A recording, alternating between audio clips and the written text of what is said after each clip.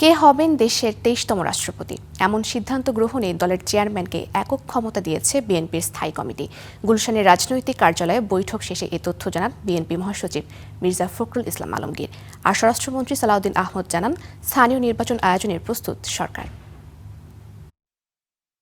প্রধানমন্ত্রী তারেক রহমানের সভাপতিত্বে বিএনপির স্থায়ী কমিটির বৈঠক বসে সন্ধ্যা 7:30টায়। বৈঠকে সমসাময়িক নানা ইস্যু, সরকারের উন্নয়নমূলক কর্মকাণ্ড, দলের সাংগঠনিক বিভিন্ন বিষয়সহ স্থানীয় সরকার নির্বাচন নিয়ে আলোচনা হয়।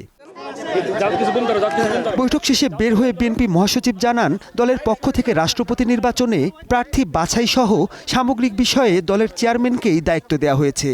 আমাদের দলের পক্ষ থেকে আমাদের রাষ্ট্রপতি নির্বাচনের প্রার্থী নির্বাচন, কবে নির্বাচন হবে, সব দায়িত্ব আমাদের দলের চেয়ারম্যান এবং মাননীয় প্রধানমন্ত্রী জনাব তারেক রহমানের উপরে ন্যস্ত করা হয়েছে। আর স্বরাষ্ট্রমন্ত্রী জানান, স্থানীয় সরকার নির্বাচন আয়োজনে সরকার সম্পূর্ণ প্রস্তুত। এই বছরের শেষের দিকে অথবা আগামী বছরের প্রথম দিকেই স্থানীয় সরকার নির্বাচন অনুষ্ঠানের জন্য প্রস্তুত আছে। জানান, তফসিল ঘোষণা হলে দলের চেয়ারম্যানই রাষ্ট্রপতি প্রার্থী ঘোষণা করবেন।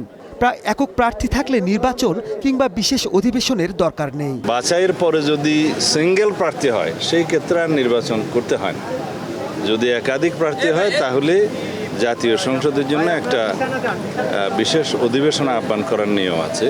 সেটা মাননীয় স্পিকারের সাথে আলাপ করে নির্বাচন কমিশন সেই দিনটি ঠিক করেন। সবশেষ গত 11 জুলাই অনুষ্ঠিত হয়েছিল বিএনপির স্থায়ী কমিটির বৈঠক।